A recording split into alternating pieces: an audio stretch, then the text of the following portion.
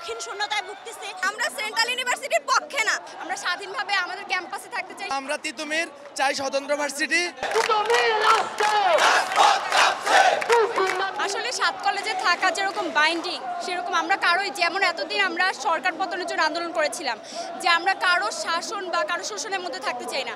7 কলেজের মধ্যে থাকা অবস্থাতেও আমাদের উপরে অনেক শাসন বা অনেক রেস্ট্রিকশন থাকতো, যেটা আমরা চাই না। আমরা স্বাধীনতা চাই, তো যাতে করে আমাদের নিজস্ব ক্যাম্পাস থাকে। আমরা অন্য কারো অধীনে থেকে পড়াশোনা হোক, সব কিছুতে রেজাল্ট হোক, সব কিছুতে আমাদের অন্য কারো উপরে তাকিয়ে থাকতে হয়। ঢাকা ইউনিভার্সিটির দিকে আমাদের তাকিয়ে থাকতে হয়, ওরা কি ডিসিশন দিবে সেই অনুযায়ী আমাদের চলতে হয়। তো আমরা চাই, আমরা যাতে আমাদের স্বাধীনতাকে আমরা চাই, আমরা স্বাধীনভাবে আমাদের ক্যাম্পাসে থাকতে চাই, স্বাধীনভাবে এক্সাম দিতে চাই, আমাদের সব কিছু স্বাধীনভাবে থাকবে।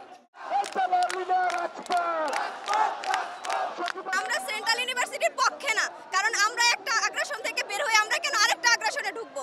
এটা কখনোই পারবো না, আমরা এটার পক্ষে না। কখনোই আমাদের যোগ্যতা বিশ্ববিদ্যালয়ের, আমরা নিজেরা স্বায়ত্তশাসিত একটা বিশ্ববিদ্যালয় চাই, আমরা কখনোই আরেকটা আগ্রাসনে যেতে চাই না। বিশ্ববিদ্যালয় হওয়ার জন্য যে যে ক্রাইটেরিয়াগুলো দরকার আমাদের সব আছে। তাছাড়া আমরা যে দীর্ঘদিন যাবত আন্দোলন করতেছি, 2017 সাল থেকে দাবি আমাদেরকে যে আশ্বস্ত করেছিল ওইরকম কিছুই তারা আমাদেরকে দেয় নাই। আমরা অনেক ভালো পরীক্ষা দেওয়ার পরেও আমাদের ভালো রেজাল্ট হয় না। আসলে আমাদের কোনো পরিচয় নাই, তারা আমাদেরকে তাদের অধিভুক্ত করে রাখছে, কিন্তু আমাদের অবস্থা রাস্তার পোলাপান, মা বাবা নাই, যেরকম আমরা অভিভাবকহীন শূন্যতায় ভুগতেছি। আমাদের সব কিছুতেই তারা অগ্রাসন চালাচ্ছে আমাদের উপর, শিক্ষা নিয়ে তারা বাণিজ্য করতেছে। আমরা তিতুমির চাই স্বতন্ত্র ভার্সিটি। আমরা 1997 সাল থেকে আন্দোলন করে যাচ্ছি, আমাদের আন্দোলন চলমান। ইভেন এই গত 3 মাস ধরে আমরা আন্দোলন করে যাচ্ছি।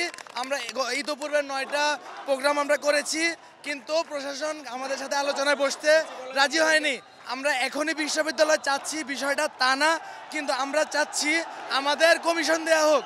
আমাদের যদি কোনো বিষয় নিয়ে কোনো সমস্যা থাকে, আমাদেরকে ডাইরেক্ট পাঠানো হচ্ছে ঢাকা ভার্সিটিতে, এবং সেখানে বিভিন্ন ধরনের সমস্যা সমাধানের জন্য আমাদেরকে বলছে অমুক জায়গায় যাও, ওখান থেকে এখানে যাও।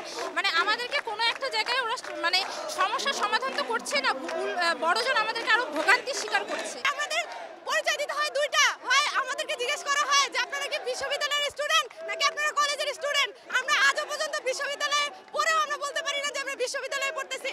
তারপরে দেখা যায় যে ঢাবির প্রত্যেকটা জিনিস আপনি চিন্তা করেন, ওরা যেই পরিমাণ রেজাল্ট ভালো করে বা যাই করে, আমরা সেই পরিমাণ এফোর্ট দিলেও ঢাবি আমাদের সেই পরিমাণ ভালো রেজাল্টের সুযোগটা দেয় না, কারণ তারা সবসময় ঢাবিকে এগিয়ে রাখে সব দিক থেকে। আমরা এইসব বৈষম্য মানি না। এই বারাসাত ব্যারিকেডে অনেক শিক্ষার্থী এসেছে, আমরা সবাই একত্রে আছি। আমরা সবাই একত্রে আসার মাধ্যমে এই স্বতঃস্ফূর্ত আন্দোলন হয়েছে। দেখতে পাচ্ছেন আপনার উপস্থিতি সংখ্যা।